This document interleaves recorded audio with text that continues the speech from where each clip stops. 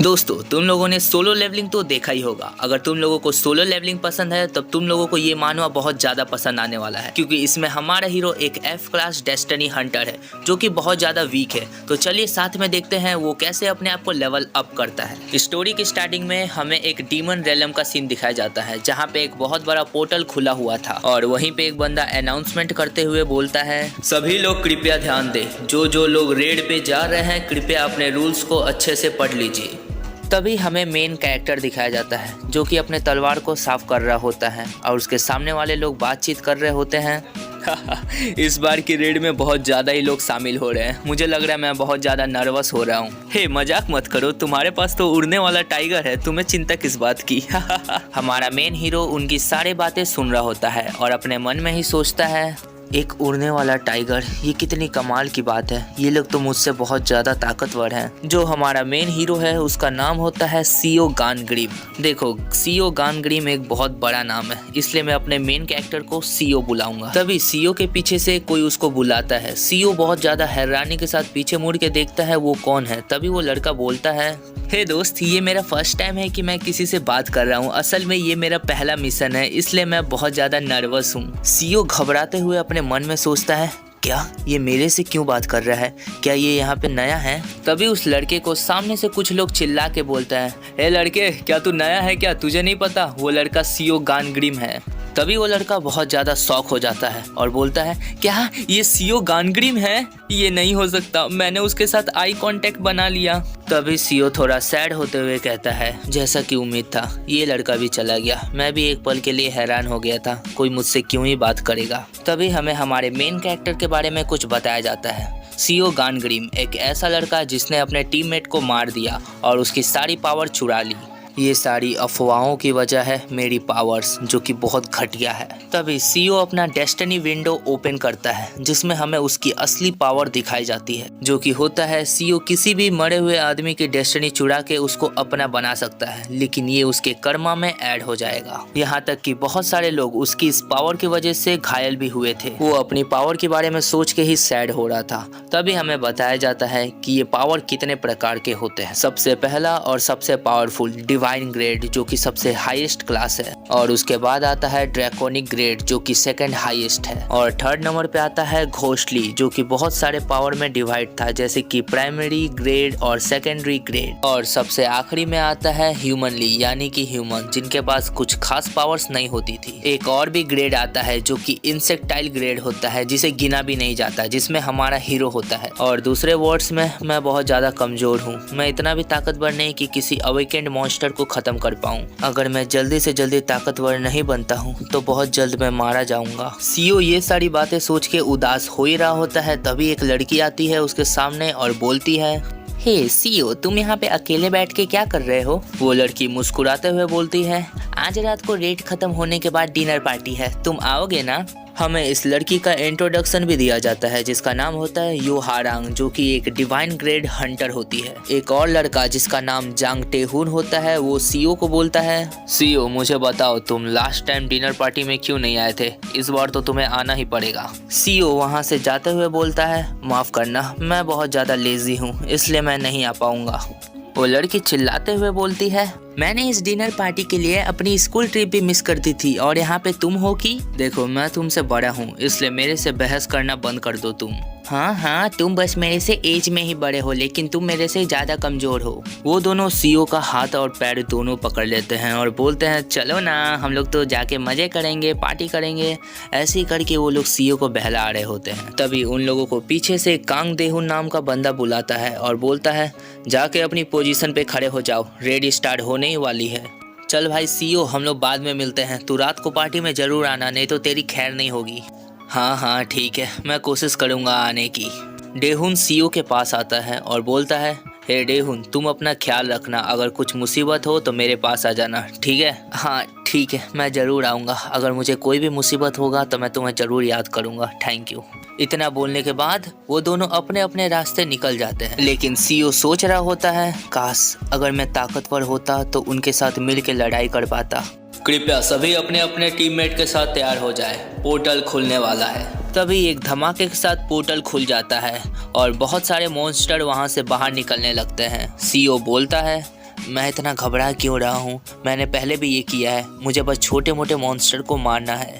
तभी लड़ाई स्टार्ट हो जाती है। वो लोग सब लोग एक साथ मिलके मॉन्स्टर और इंसानों के बीच में जंग स्टार्ट हो जाता है। मैंने एक को मार दिया, तुम वहाँ पे अच्छे से संभाल लेना, ठीक है? हाँ ठीक है, चिंता मत करो, यहाँ पे मैं सब संभाल लूंगी। मैं किसी भी मॉन्स्टर को पीछे जाने नहीं दूंगी। तभी कुछ मॉन्स्टर झुंड बनाकर एक साथ सीओ की ओर अटैक करने के लिए आगे बढ़ते हैं।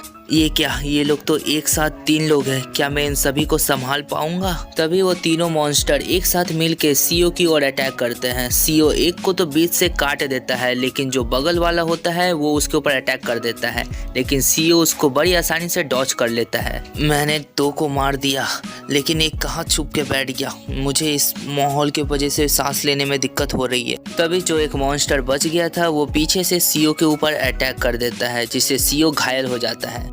तभी वो मॉन्स्टर्स मौके का फायदा उठाकर सीओ के ऊपर चढ़ जाते हैं और एक साथ बहुत सारे मॉन्स्टर उसके ऊपर अटैक करने वाले होते हैं। सीओ उदास होकर रोते हुए बोलता है, प्लीज कोई तो मेरी हेल्प करो। तभी एक लड़की अपने ट्री मैजिक का यूज करके सीओ को बचा लेती है बड़े आराम से। हे, तुम्हारा बहुत बहुत शुक्रिया मेरी मदद करने के लिए। तभी वो लड़की जिसका नाम सिन सोहा होता है वो हाथ दिखाते हुए बोलती है, हाँ कोई बात नहीं, अगली बार तुम्हें और भी ध्यान रखना पड़ेगा अपना। तभी उन लोगों को बहुत बड़ा प्रेशर महसूस होता है आगे से आता हुआ, और हम लोग देखते हैं एक बहुत ही विशाल हाथी उनकी तरफ चलता हुआ आगे आता है। इससे पहले कि वो हाथी कुछ कर पाता, उससे पहले ही कोई उसे बीच से काट देता है। उस हाथी के खून के परछाई में दिखाई देता है कोई वहां से चलता हुआ आगे की तरफ आ रहा था, और हमें दिखता है वो एक लड़की होती है जो आते ही सबको बोलती है, मुझे जल्दी बताओ यहाँ पे सीओ गानग्रिम कौन है? सभी के सभी हैरान होकर सोच रहे होते हैं, क्या इस लड़की ने उस हाथी को एक झटके में मार दिया? ये लड़की कौन है जिसने डंजन के बॉस को एक झटके में मार दिया, और ये मुझे क्यों खोज रही है? अच्छा ठीक है, अगर तुम लोग मुझे नहीं बता रहे कि सीओ गानग्रिम कौन है तो मैं तुम सभी को मार दूंगी। इतना बोलते ही वो लड़की सभी के ऊपर अटैक करना स्टार्ट कर देती है, जिससे कि बहुत सारे लोग मरना स्टार्ट हो जाते हैं। सीओ बहुत ज़्यादा हैरान होकर बोलता है, क्या ये लड़की पागल है क्या? तुम लोगों के पास बचने का एक ही मौका है, मुझे जल्दी से जल्दी बता दो सीओ गानग्रिम कौन है? सीओ ऊपर बैठा सोच रहा था, ये लड़की कौन है? क्या मुझे नीचे जाके इसे रोकना चाहिए? हमें उस लड़की का इंट्रो दिखाया जाता है जिसका नाम होता है बेक युंग, जो कि एक प्राइमरी डीमन क्लास हंटर होती है। CO primary demon class Hunter का नाम सुन के ही बहुत ज्यादा घबरा जाता है, क्योंकि दुनिया में सिर्फ कुछ ही लोग इस डिवाइन पावर को अचीव कर पाते हैं। मुझे नीचे जाके उसको रोकना पड़ेगा, नहीं तो वो सबको मार देगी। सीओ तुम पीछे ही रहो, मैं उस लड़की को देख लूंगी।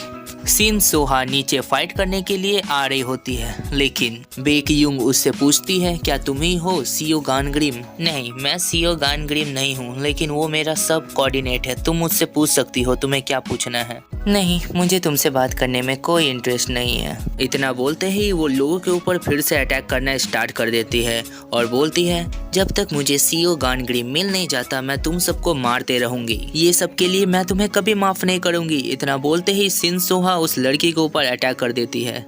सीओ सोच रहा होता है, नहीं ये बहुत गलत है, मुझे जल्दी जाके उन्हें रोकना पड़ेगा, वो उस डिवाइन हंटर का सामना नहीं कर सकती। इतना बोलते ही वो पेड़ों को काटना स्टार्ट कर देता है और जितने भी लोग थे सभी वहां से भागने लगते हैं, बचाओ हमें बचाओ। और यहाँ पे इन दोनों की फाइट हो रही होती है, जहाँ पे ये बोलती है, मैं तुम्हें अभी भी मौका दे रही हूँ, मुझे सीओ गानग्रिम दे दो, मैं इन सबको जाने दूंगी। ये बोलती है, नहीं मैं तुम्हें वो कभी नहीं दूंगी। इतना बोलते ही वो दोनों फिर से लड़ने लगते हैं। वो बोलती है, ठीक है अगर तुम मुझे वो नहीं दोगी तो रेडी हो जाओ मरने के लिए। वो बोलती है, नहीं मैं अभी हार नहीं मान सकती। तभी उस लड़की के पीछे से 2 और लोग आ जाते हैं उसके ऊपर अटैक करने के लिए। वो सभी मिलके एक साथ अटैक तो करते हैं, लेकिन उस लड़की ने आराम से उसको डॉज कर लिया होता है और अचानक से सामने जाके उसका गर्दन काटने वाली होती है, लेकिन तभी वो लड़का आके उसके ऊपर एक पंच मारता है जो कि उस लड़की ने आराम से रोक लिया था और उसे उठा के दूर फेंक देती है। तभी जो लोग लड़ाई छोड़ के भाग रहे होते हैं, हम लोग देखते हैं वहाँ पे किसी ने बैरियर लगा दिया होता है, जिसके बावजूद वो लोग बाहर नहीं जा सकते। इसलिए वो लड़की आके बोलती है, तुम्हें क्या लगा मैं तुम सबको यहाँ से आराम से जाने दूंगी। दूसरी तरफ सीओ अभी भी स्ट्रगल कर रहा था वहाँ से से निकलने के लिए। फाइनली वो एक ऐसा अटैक करता है जिसके बाद वो वहाँ से नीचे गिर जाता है। वो नीचे उतर तो जाता है लेकिन बहुत ज्यादा हैरान हो जाता है क्योंकि नीचे खून ही खून था। वो अपनी आंखों पे यकीन नहीं कर पा रहा था वो जो नजारा सामने देख रहा था। उस लड़की ने सभी को मार दिया था और चलते हुए उसके पास आ रही थी। सीओ सोच रहा होता है, नहीं ये सब मेरी गलती है। अगर मैंने बता दिया होता कि मैं ही सीओ गानग्रिम हूँ तो शायद आज ये लोग जिंदा होते। ये सब का जिम्मेदार मैं हूँ, सिर्फ मैं। वो लड़की चलते हुए सीओ के पास आती है और बोलती है, ओह अब तो सिर्फ तुम ही बचे हो, मतलब कि तुम ही हो सीओ गानग्रिम, तुमसे मिलके खुशी हुई। वो लड़की उसको मारने जा ही रही होती है तभी शिनसोहा अपने ट्री मैजिक से उसको ऐसा करने से रोक देती है। वो पीछे मुड़ के देखती है तभी शिनसोहा उसके ऊपर अचानक से अटैक कर देती है और बोलती है, मैं तुम्हें ऐसा बिल्कुल नहीं करने दूंगी, सोचना भी मत, तुम वो फाइट जीत चुकी हो। अच्छा तुम में तो बहुत ज्यादा ही हिम्मत है। इतना बोलते ही वो सोहा के पेट में अपना तलवार घुसा देती है। सीओ ये सब देख के हैरान हो चुका था। वो रोते हुए बोलता है, नहीं ये नहीं हो सकता। उसके सामने ही उसकी आइडियोलॉजिक टीचर की लाश पड़ी हुई थी। तभी वो लड़की तलवार लेके आती है सीओ की तरफ उसको मारने के लिए। सीओ बोलता है, नहीं ये सब मेरी गलती है, वो मुझे मारने के लिए आई थी और यहाँ पे इतने सारे लोगों की जान चली गई है। तभी सीओ के सामने उसका डेस्टिनी विंडो ओपन होता है जो कि सीओ से पूछ रहा होता है क्या वो अपनी पावर डेस्टिनी स्टीलिंग यूज करना चाहता है। सीओ बिल्कुल गुस्से में बोलता है, हाँ जल्दी प्रोसेस स्टार्ट करो। परमिशन मिलते ही सिस्टम बोलता है, यहाँ पे टोटल 421 मरे हुए पीपल है, तुम किसकी पावर चोरी करना चाहोगे। सीओ बिल्कुल रेज में आते हुए बोलता है, ऑल ऑफ देम, मुझे सभी की सभी पावर दे दो।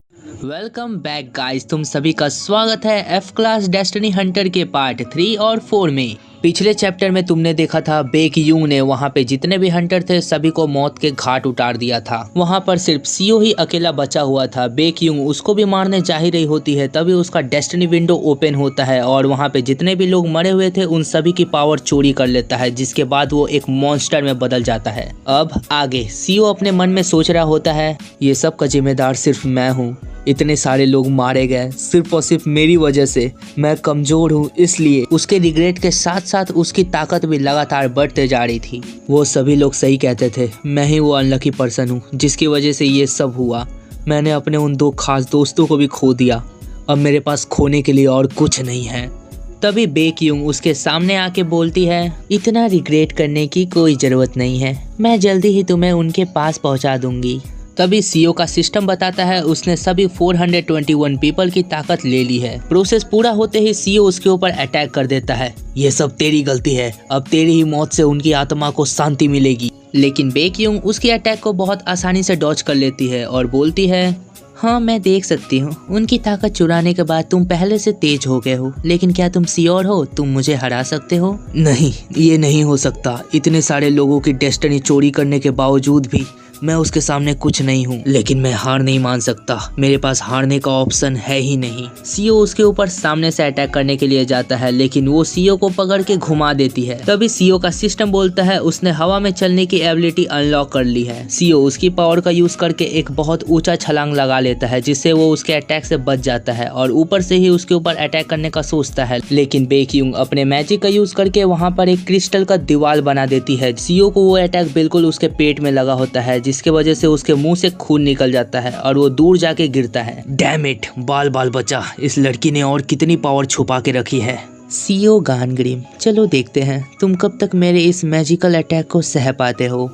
सीओ उसके अटैक से बचने के लिए पीछे भागने की कोशिश कर रहा था लेकिन उसने उसके पैर पे अपना क्रिस्टल दे मारा। कम ऑन यार, तुम मेरे साथ मजाक कर रहे हो? 421 पीपल के पावर लेने के बावजूद भी तुम यहाँ से भाग रहे थे? सीओ अपने पैर से क्रिस्टल निकालते हुए बोलता है, तुम्हें किसने कहा मैं यहाँ से भाग रहा था?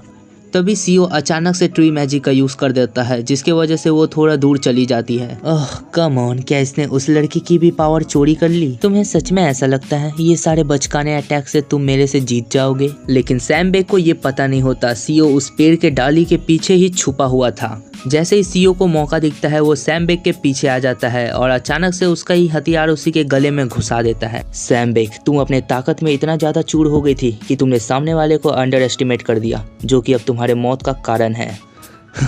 फाइनली मैंने अपने दोस्तों के मौत का बदला ले लिया, अब मैं आराम से मर सकता हूँ। सीईओ ने अपने मौत को स्वीकार लिया था, वो अपने मौत का इंतजार कर ही रहा था। तभी सिस्टम बोलता है आपकी रीजेनरेशन एबिलिटी एक्टिवेट होने लगी है। सीईओ खांसते हुए बोलता है नहीं, उसे रोक दो। सिस्टम उसके एक्टिवेशन को कैंसिल कर देता है। अब इसका क्या ही मतलब बनता है, अब मैं जिंदा रह के क्या ही कर लूँगा। जब मैं पैदा हुआ था तब एक भविष्यवाणी की गई थी कि मैं अपने यंग एज में ही अपने मम्मी पापा को खो दूंगा, और हुआ भी ऐसा ही था। वहाँ पे एक बहुत बड़ा दंगा हुआ था जिसके बीच में मेरे मम्मी पापा फंस गए। मेरे साथ इतना सब कुछ होने के बावजूद भी सिर्फ मेरे दोस्तों ने ही मेरा साथ दिया था। लेकिन अब तो मैं उन सबको भी खो चुका हूँ, तो जिंदा रहने का क्या ही मतलब बनता है।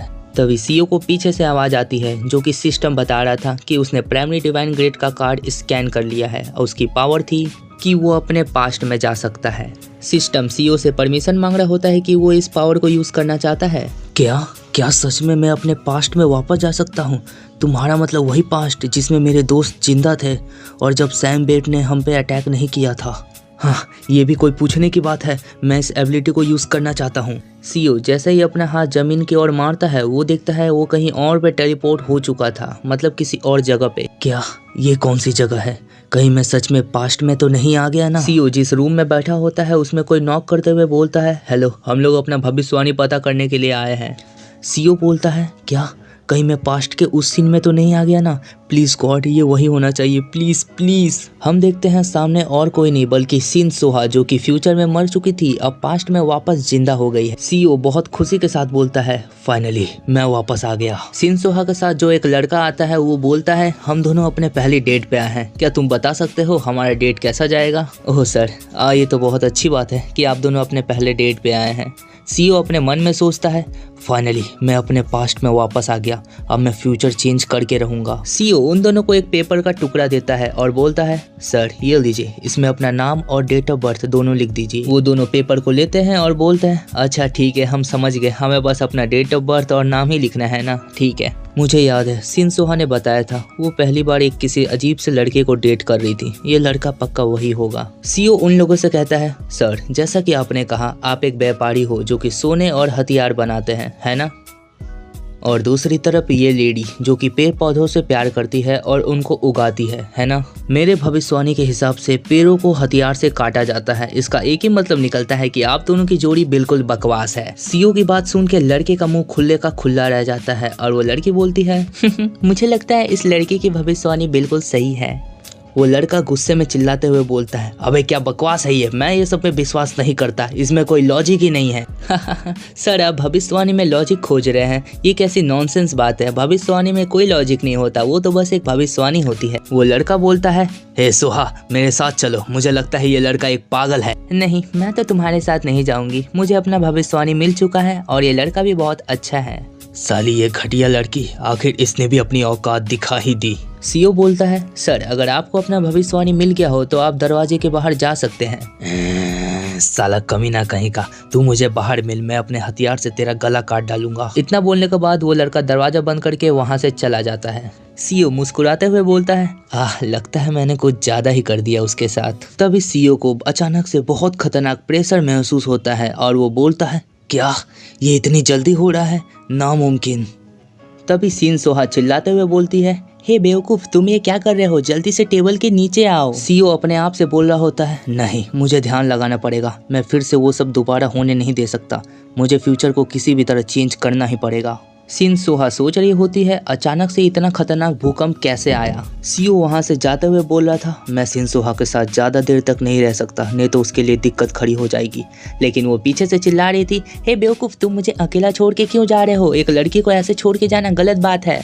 सीईओ वहाँ से दूसरे रूम की तरफ आ गया था और कोई चीज़ खोज रहा था, उसे वो चीज़ मिल भी जाता है। लेकिन तभी सिन सोहा उसके पीछे आ गई थी और बोलती है हे तुम यहाँ पे क्या कर रहे हो, लेकिन वो घबरा के उस चीज़ को अपने जैकेट के अंदर छुपा लेता है। सोहा उसको पकड़ के भाग रही होती है, बोलती है जल्दी चलो, हमें यहाँ से बाहर निकलना पड़ेगा जितनी जल्दी हो सके। तभी उन लोगों को सामने से बहुत सारे लोगों के चिल्लाने की आवाज़ आ रही होती है। तभी उन लोगों के सामने से बहुत सारे लोग भाग के जा रहे थे और बोलते हैं भागो जल्दी यहाँ से, यहाँ पे बहुत सारे मॉन्स्टर्स हैं। सामने ही एक लड़के के पैर में किसी मॉन्स्टर ने काट लिया होता है और वो हेल्प के लिए चिल्ला रहा होता है। सीईओ अपना तलवार बाहर निकालता है और उस मॉन्स्टर को बीच से ही काट डालता है। जैसा कि मुझे लगा था, ये लोग वापस जरूर आएंगे। तुम सभी लोग आगे जाओ, इन सबको मैं संभाल लूंगा। सीईओ एक एक करके वहाँ पे जितने भी मॉन्स्टर्स है सबको मार देता है। तो ये एक आखिरी बचा हुआ है। तभी सीईओ को पीछे से और लोगों की चिल्लाने की आवाज आती है। वो सोचता है क्या वहाँ पे और मॉन्स्टर्स है, रुको मैं आ रहा हूँ। वो वहाँ पे जैसे ही पहुँचता है वो देखता है शिनसुहा ने पहले ही उनको लपेट लिया होता है और शिनसुहा बोल रही होती है, हाँ ये लोग जितने दिखते हैं उतने ताकतवर है नहीं। सीईओ अपने मन में हंसते हुए बोलता है, मैं भी कितना बेवकूफ हूँ, ये लड़की फ्यूचर में एक एस क्लास हंटर होती है। सभी मॉन्स्टर्स को खत्म करने के बाद वो उनके अंदर से स्पिरिट्स की मोतियां बाहर निकाल लेता है। शिनसुहा उसको पीछे से चिल्लाते हुए बोलती है, हे लड़के क्या तुम नीचे नहीं जाने वाले? हाँ एक सेकंड रुकना, मैं अपना काम करके आ रहा हूँ। हाँ जल्दी करो, मैं तुम्हें इन मॉन्स्टर्स के बीच में अकेला छोड़ के तो नहीं जा सकती ना। अच्छा तो तुम एक ऐसे लड़के के लिए चिंता कर रही हो जिसे तुम आज ही मिली हो? एक बात तो कहनी पड़ेगी, तुम बिल्कुल पहले जैसी हो, बिल्कुल भी चेंज नहीं हुई। सीईओ उसको बहुत सीरियस तरीके से बोलता है, शिनसुहा मेरी बात ध्यान से सुनो, मुझे तुम्हें एक बहुत इंपॉर्टेंट बात बतानी है। सीईओ के इतना बोलते ही ये चैप्टर यहीं पे खत्म हो जाता है। तो मेरे भाइयों, मैं तुम्हें कभी भी सब्सक्राइब करने के लिए नहीं बोलता, लेकिन वीडियो पे लाइक और कमेंट तो कर ही सकते हो। प्लीज अगर वीडियो अच्छा लगा हो तो वो जरूर कर देना। तो मिलते हैं तुम सबसे एक और तगड़ी वीडियो के साथ। Bye bye, tata, sayonara.